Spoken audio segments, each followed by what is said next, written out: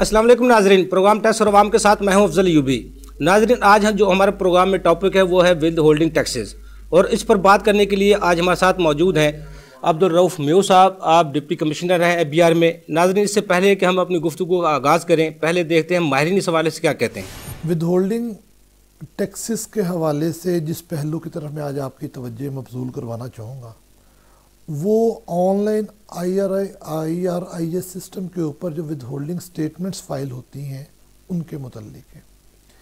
सबसे पहले तो गुजारिश ये है कि FBR आज के दिन तक जो विद होल्डिंग स्टेटमेंट्स फ़ाइल होती हैं उनका प्रॉपर बैकअप सिस्टम नहीं बना सका। अगर आज के दिन आप अपनी एक वर्किंग शीट या वर्किंग के साथ विद होल्डिंग स्टेटमेंट जो फ़ाइल करते हैं, तो अगर आप बाद में उसका प्रिंट लेना चाहें तो आपको जस्ट एक एक्नॉलेजमेंट का टॉप फ्रंट पेज तो मिलता है, लेकिन आपकी वर्किंग जो सबमिट हुई है उसका प्रिंट आपको आपके ऑनलाइन सिस्टम से नहीं मिलता।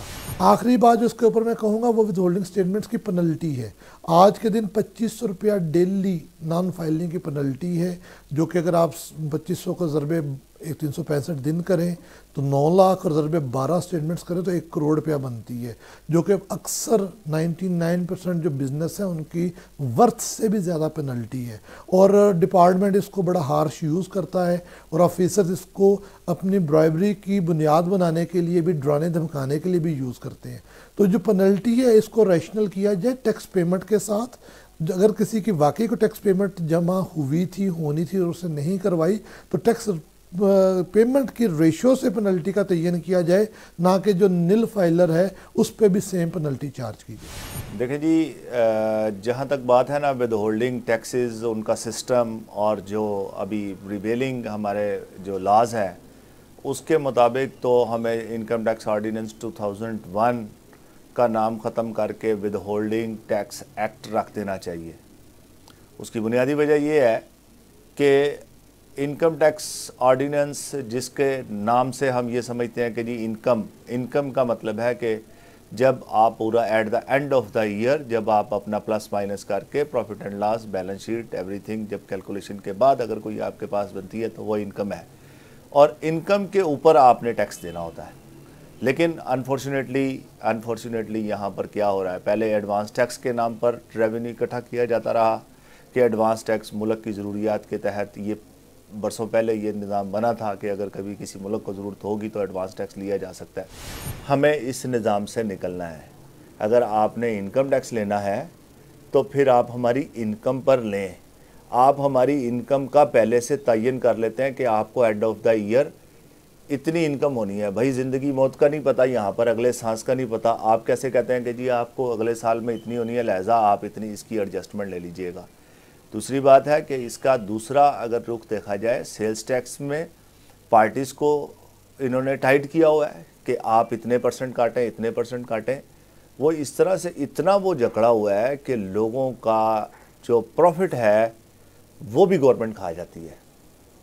लिहाजा हमें इस निज़ाम में लोगों की जो ग्राउंड रियलिटीज़ हैं उसको मद्देनज़र रखते हुए निज़ाम बनाना है। जी अब्दुल रऊफ साहब, विद होल्डिंग टैक्सेस का फ़लसफ़ा क्या है, ये कब और क्यों शुरू किए गए? दरअसल में विद होल्डिंग टैक्सेस को रिटेंशन टैक्स भी कहा जाता है। ये एक तो रिटेन करना है, डिडक्शन होती है या कलेक्शन होती है। जी। डिडक्शन में जब कोई भी एक विद होल्डिंग एजेंट कोई अमाउंट पे कर रहा है तो उस ट्रांजैक्शन पे जो पेई है यानी कि जो रिसीव कर रहा है उस मनी को, उसका वो टैक्स काट के गवर्नमेंट को जमा करवा देता है। ठीक है, ये तो डिडक्शन होगी जो कि रिटेंशन मोड में वो ले रहे हैं। एक होता है कलेक्शन ऑफ टैक्स, यानी कि जब वो अपना टैक्स कलेक्ट कर रहा है या अपना रेवेन्यू कलेक्ट कर रहा है तो उसके साथ ही वो उसका जो टैक्स है बंदे का उस ट्रांजैक्शन के मुताबिक वो कलेक्ट कर लेगा। अच्छा, अब जो इंटरनेशनल फ़िलासफ़ी इसके पीछे है विद होल्डिंग टैक्सेस के, वो ये है कि एक तो इसमें कॉस्ट बहुत कम आती है विद होल्डिंग टैक्सेस में। इसके ऊपर बेशुमार थीसिस रिसर्च भी है कि भाई कॉस्ट कैसे कम। एक जो फ़र्ज़ करें कि जो एम्प्लॉयर है जिसने सैलरीज देनी है 50 पीपल को, वो उनका जो टैक्स काट के बजाय इसके कोई एक करके जमा करें वो अकेला करवा देगा। ट्रांसपेरेंसी ज़्यादा है, मैकेनिज्म एक है कि आप उनका सारा जो है वो जमा करवा दें। दूसरे नंबर पे विद होल्डिंग टैक्सेस को ज़्यादा ज़रूरत इसकी वहाँ पर पड़ती है जहाँ पे आपकी इकोनॉमी जो है ना वो अनडॉक्यूमेंटेड हो। बिल्कुल ठीक है, because you have to reach to the people who are part of your believe and you have never been able to touch them in the normal mode. ठीक है, तो उस उन लोगों तक पहुंचने के लिए आपको ट्रांजैक्शन टैक्स चाहिए होता है, ये विद होल्डिंग टैक्स चाहिए होता है। तो अनडॉक्यूमेंटेड इकोनॉमी में भी इसका ज़रूरत पड़ती है। टैक्स इवेजन में भी इससे काफ़ी फ़र्क पड़ जाता है, क्योंकि जहाँ पे मेन जहाँ पे खर्चा एक बंदा कर रहा है उस ट्रांजैक्शन के मुताबिक उसका टैक्स जो है वो government with holding agent collect करके गवर्नमेंट को जमा करवा देते हैं। दूसरी बात यह है कि ये सेंसिटिव बात है, यानी कि हर एक के ऊपर ये लाइबिलिटी जो है नहीं लगाई गई कि वो विद होल्डिंग करेगा। अब एक बंदा है जिसके टोटल इनकम जो है वो 2-3-4 लाख है, वो उसको भी हम कहेंगे भी तुम भी विद होल्डिंग करो, और एक हर एक छोटी छोटी ट्रांजैक्शन के ऊपर भी आप टैक्स काटें, ऐसा नहीं है। ठीक है। विद होल्डिंग एजेंट एक प्रिस्क्राइब्ड है लॉ के अंदर, और सिर्फ वही जो है विद होल्डिंग का टैक्स काटते हैं, या कलेक्ट करते हैं, डिडक्ट करते हैं। तो ये विद होल्डिंग के पीछे एक फिलॉसफी है, और ये सिर्फ पाकिस्तान में नहीं है, पूरी दुनिया में विद होल्डिंग टैक्स। जो हमारे तरक्की याफ्ता ममालिक हैं वो भी विद होल्डिंग टैक्सेस पर इंसार करते हैं। इन्हसार करना एक और बात है, क्या वहाँ विद होल्डिंग टैक्सेस हैं कि नहीं, एक और बात है। जी जी। हिंदुस्तान के अंदर इसका नाम है विद होल्डिंग का TDS, ठीक है, टैक्स डिडक्शन एट सोर्स। ठीक है। इंग्लैंड में जाएंगे आप या ऑस्ट्रेलिया में जाएंगे तो पे सिस्टम है, पे एज यू अर्न। जी जी। कुछ ममालिक में इसका नाम है पे एज यू गो। ठीक है। वहाँ पर भी ये देखें, डिविडेंड पे वहाँ पे भी टैक्स है, इंटरेस्ट पे वहाँ पे भी टैक्स है। जो TDS का जो पोर्शन है जो कि इंडिया की टैक्स डिडक्शन के अंदर, वो एक रीजनेबल पोर्शन है। इसका ये नहीं कि बिल्कुल थोड़ा सा एक पोर्शन है, वहाँ पे भी लोग इससे रेवेन्यू जनरेट होता है। लेकिन eight the end of the day, जैसे कि मैं आपसे पहले भी कह रहा था कि at the end of the day जी जी, जो हमारा गोल होगा वो यही होगा कि भी हर बंदा रिटर्न के साथ टैक्स जमा करवाए। ठीक है। और आखिरी बात जो है वो ये होती है कि गवर्नमेंट का डे टू डे एक्सपेंडिचर हो रहे होते हैं। ठीक है। विद होल्डिंग की खूबसूरती ये है कि आपकी जो विद होल्डिंग एजेंट टैक्स जमा करवाता है वो उसको maximum with in 7 days, Pakistan में 7 डेज है, बाहर के मुल्कों में कहीं 3 वर्किंग डेज है, कनाडा में फॉर एग्जांपल, जी जी, अमेरिका में मुख्तलिफ है, वो टैक्स काट के गवर्नमेंट को जमा करवा देते हैं। तो जो गवर्नमेंट के डे टू डे एक्सपेंडिचर होते हैं वो चलते रहते हैं। इसके बारे में मैं कभी रिसर्च पढ़ा तो उसमें कहा था कि जो आपके विद होल्डिंग टैक्सेस हैं, they make filing of the return eight the end of the year redundant. उसमें जरूरत नहीं पड़ती आपको, क्योंकि आपका टैक्स तकरीबन सारा कट जाता है। लेकिन ये यहाँ पे एडजस्टेबल भी है। ठीक है। ये भी एक से खूबसूरती है कि एडजस्टेबल है। अगर आपका ज़्यादा कट गया तो आप eight the end of the day जाके वहाँ पे रिटर्न के साथ उसको कह दें कि ये मेरा ज़्यादा कट है, मेरी लाइबिलिटी जो है वो कम बनती, तो आप उसका रिफंड ले लें या अपनी बाकी लाइबिलिटी के साथ उसको एडजस्ट कर लें। जी जी। अब कौन सा एडजस्टेबल रखा गया, कौन सा फाइनल रखा गया, इसमें एक लेजिस्लेचर की अब सब मामला तो ये है ना, हम ये 2-3 टैक्स हमारे पाकिस्तान में शुरू हुए थे विद होल्डिंग के हवाले से, अब तो 60-70 सेक्शन इसके ट्रांजैक्शन के हवाले से हैं। और टैक्स रेट उनके जितने ऊपर नीचे हैं, आम बंदा तो उनको याद भी नहीं रख सकता टैक्स रेट को। बिल्कुल। तो डिपार्टमेंट आज हमारा कहाँ पे इस विद होल्डिंग पे, अगर हम देखें तो 85% विद होल्डिंग पे जा चुका है। डिपार्टमेंट की कारकर्दगी और विद होल्डिंग एजेंट्स की कारकर्दगी देखा जाए तो फिर डिपार्टमेंट कहाँ खड़ा है और विद होल्डिंग एजेंट्स कहाँ खड़े हैं। बिल्कुल आपकी बात दुरुस्त है। इसमें 3-4 क्वेश्चंस जो है ना वो जी जी मिक्स हो गए। पहली बात तो ये कि विद होल्डिंग टैक्सेस, ये बड़ी एक मिसपरसेप्शन है, मैं इसके बारे में बता दूं आपको कि withholding taxes can not work without effective monitoring. ठीक है। इसमें ऑफिसर को ही has to educate the withholding agents, specially government departments. He has to monitor के either payments are being made on the time और not. ठीक है। इसी तरह से उसने देखना है कि रेट का जो टैक्स का रेट है वो गलत लगा, सही लगा। उसने ये भी देखना है कि जो विद होल्डिंग स्टेटमेंट्स हैं वो इन्फोर्स हो रही हैं कि नहीं। जी जी। ये सारी चीज़ें विद होल्डिंग ये डिपार्टमेंट ने देखी। जी जी। विद होल्डिंग एजेंट के ऊपर आप जैसे कहने की लायबिलिटी एक है, ये इसमें कोई शक नहीं है। विद होल्डिंग एजेंट को ये जो है ये विद होल्डिंग स्टेटमेंट्स भी जमा करवानी पड़ती हैं, उसके ऊपर एक ड्यूटी, पेनल्टीज भी हैं उसके ऊपर बहुत ज़्यादा। जी बिल्कुल पेनल्टीज। लेकिन पूरी दुनिया में अभी मैं एक US सुप्रीम कोर्ट जजमेंट पढ़ रहा था, उसके अंदर लिखा था penalties for non deduction of tax by the withholding agents can be harsh. ठीक है। US सुप्रीम कोर्ट जजमेंट है। अच्छा, वो ये होता है क्योंकि ये गवर्नमेंट का पैसा होता है। जी जी। और क्योंकि मैं विद होल्डिंग एजेंट हूँ, I am on relatively easier position कि मैं उसको काट के जमा करवा दूं। I am not defending with holding taxes at all. मैं ये बता दूं कि at the end of the day हमने जाना उधर ही है कि हमने हर बंदे से अलग लेते हैं। लेकिन मैं जो सिस्टम है उसको आपको मैं एक्सप्लेन करने की कोशिश कर रहा हूँ कि जो मैं पेई हूँ, मैं विद होल्डिंग एजेंट हूँ, मैं रिलेटिवली हायर स्टैंड पे हूँ, हायर पेडिस्टल पे हूँ कि मैं अब उसको पे कर रहा हूँ तो उसका टैक्स यहीं पे काट के जमा करवा दूँ। ठीक है। अब इसमें उसके लिए भी हार्शनेस नहीं है जिसका टैक्स कट है, क्योंकि वो फिर eight the end of the day जाके वो अपने एडजस्टमेंट जो है वो क्लेम कर सकता है। अब रही बात कि फ्यूचर में हम क्या कर रहे हैं, देखें इस पे तो कोई शक ही नहीं है कि टैक्स नेट जो है ना उसको बढ़ाया जा रहा है। जी जी। Department, let me be very clear कि इस वक्त डिपार्टमेंट बगैर किसी प्रेशर के, जिसे सियासी प्रेशर आप कह लें, किसी किस्म क्लियर इंस्ट्रक्शंस हैं जी जी कि एक तो टैक्स नेट बढ़ाएं और दूसरा हर बंदा जो टैक्स एवेजन करता है उसके पीछे जाएं और deal him in accordance with law. नहीं अब्दुल रऊफ साहब, जिस वो तो आप बिल्कुल सही कह रहे हैं, लेकिन अगर तासुर है आम लोगों में, नहीं मैं टैक्स एक्सपर्ट से भी मिलता हूँ, दूसरे डिपार्टमेंट से मिलता हूँ, जी लोगों का जो तासुर है वो ये है जो डिपार्टमेंट है ना डबल तनख्वाहें वसूल करके दफ्तर तक महदूद है। मौजूदा टैक्स पेयर ही सिर्फ उनकी तलवार के नीचे हैं, नए टैक्स पेयर को तो छेड़ नहीं रहे बीटीबी के हवाले से।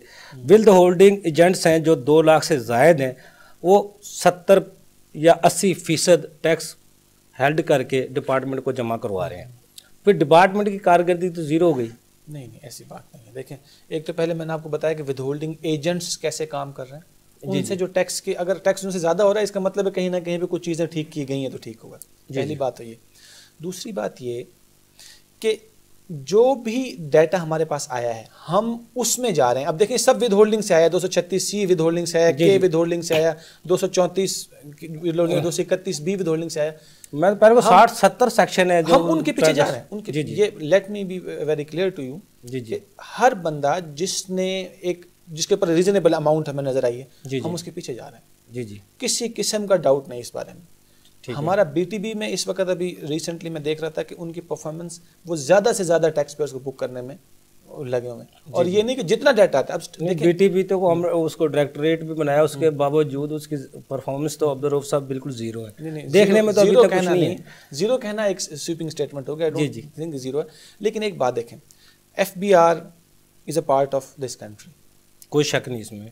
The hurdles and the constraints which other departments are facing, FBR को भी वही फेस कर रहा है। जो बाकी मुल्क की प्रॉब्लम्स हैं वो भी FBR के लोगों की और उनकी प्रॉब्लम्स हैं। जी देखें, there is no doubt about it कि ह्यूमन रिसोर्स कंस्ट्रेंट्स हैं। FBR के ऊपर हमने कितना इन्वेस्ट किया है, बिल्कुल सही है। अब अगर आप कहते हैं कि जी हमारी जो है वो 20 करोड़ की आबादी के लिए ये 4 अफसर देखें, ऑफिसर्स की भी कमी है जी और रिसोर्सेज की भी कमी है, इसमें कोई शक नहीं है। जी और दूसरा, मैंने जैसे आपसे पहले अर्ज की कि हमारे जो है एक्सपैंड करने के लिए टैक्स ऑफिसेज को भी, ये मेरा अपनी ज़ाती राय है जी कि ये तहसील लेवल तक जाने चाहिए। जिस तरह पहले सर्कल जोन थे, जिस तरह सर्कल जोन में एक ऑफिसर बैठा होता था, उनको सब पता होता था टैक्स पेयर यहाँ मेरे इलाके में कितने हैं, अब तो वो भी जिम्मेदारी खत्म हो गई। मैं ये कह रहा हूँ कि अवाम की बेहतरी के लिए भी और टैक्स ऑफिसर की बेहतरी के लिए जी ये, क्योंकि उसको अगर वो अपने हलके में है उसे पता है कि यहाँ पे क्या टैक्सेबल एक्टिविटी हो रही है। अगर मैं फर्ज करें फैसलाबाद में बैठ के और एक दूर दराज इलाके की असेसमेंट अपने जहन में करूँगा उसका क्या बिजनेस क्वांटम है और वो कैसे काम कर रहा है, I don't think this is. Abdul Rauf साहब, जिस तरह एक हुकूमत ने ऐलान किया था तमाम CNIC होल्डर हैं जो NTN होल्डर हैं, बिल्कुल ठीक है, FBR के पास सारे इख्तियारात हैं, बिल्कुल आप उससे रिलेटेड डिपार्टमेंट को आप फेस करते हैं, आप एक ऐसे अफसर हैं जिसकी कारकर्दगी से कोई आवाज़ नहीं उठा सकता। आप डिपार्टमेंट को आप जिस तरह फेस करते हैं, आप क्या समझते हैं क्या मुश्किलात है डिपार्टमेंट को टैक्स बेस में या टैक्स नेट के बढ़ाने में या नए टैक्स पेयर को लाने में, क्या मुश्किलात नज़र आती हैं? देखें, आपने बहुत अच्छा सवाल किया।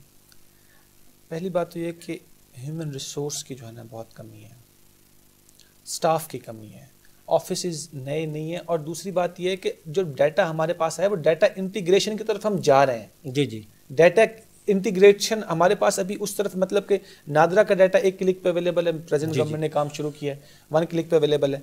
अब इसी तरह से जो आपका 234 या 231B का डाटा है जिसमें नई गाड़ी आपने खरीदी है, या आपने वो सारे अगर 1 क्लिक पे अवेलेबल आपको आते जाते हैं तो उस पर फिर आप जाहिर है एक देखें, जब आपने नए टैक्स पेयर को बुक करना ना, फिर वही बात आ जाती है, वो कहते हैं जी एग्रीकल्चर इनकम भी है, मेरे फॉरेन रेमिटेंस भी है, मेरे साथ ज्यादती।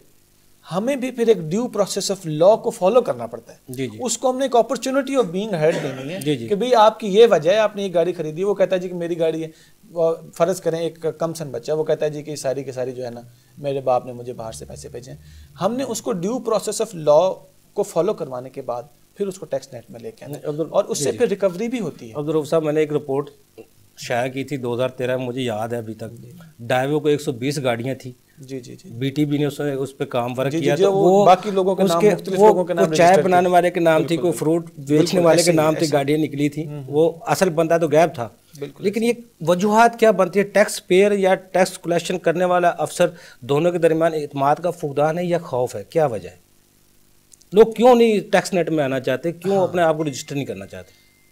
देखें, let's be very honest and Frank about it. हाँ, कुछ लोगों को इससे शायद उनमें एक है, लेकिन टैक्स एवेजन और टैक्स जो देने वाले हैं वो दोनों इकट्ठे साथ साथ चल रहे हैं। जी जी।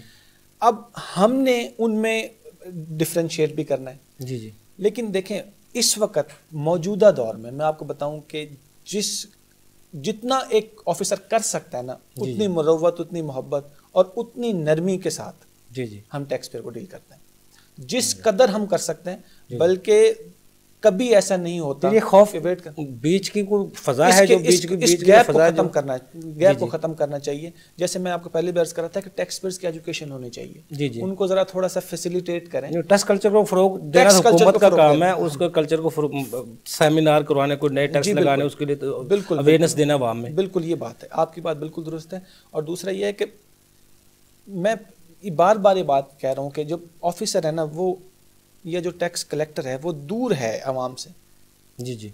अब मैं आपसे अर्ज कर रहा हूँ कि अगर आप लाहौर में बैठ के एक चूनिया या पत्तोकी के बंदे से अगर आप लेते हैं, जी जी, how do you think it's practically possible? मेरा ख्याल है इनको वहाँ पे पहुँच अपनी प्रेजेंस शो करनी पड़ेगी, FBR को नए ऑफिस इस्टेब्लिश करने होंगे।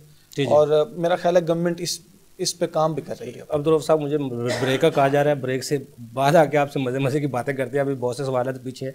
नाज़रीन, छोटा सा कमर्शियल ब्रेक, हमारे साथ रहिएगा।